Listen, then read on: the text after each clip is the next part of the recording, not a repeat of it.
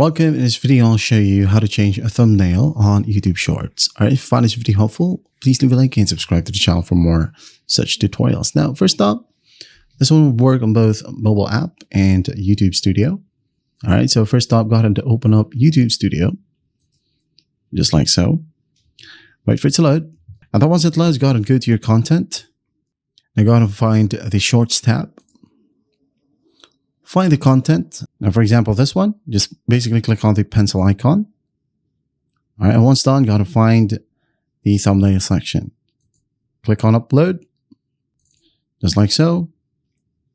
Wait a bit, and then save. And if we want to change it, there will be a 3 dots right here. Just hover over this specific thumbnail, click on 3 dots, change. Now go ahead and select a new thumbnail. Click on open, wait for it to upload. And then once that's done, just click on save. And here you now have your new thumbnail. That's how easy it is to change a thumbnail on YouTube Shorts. I hope this video helps you. I'll see you in the next one.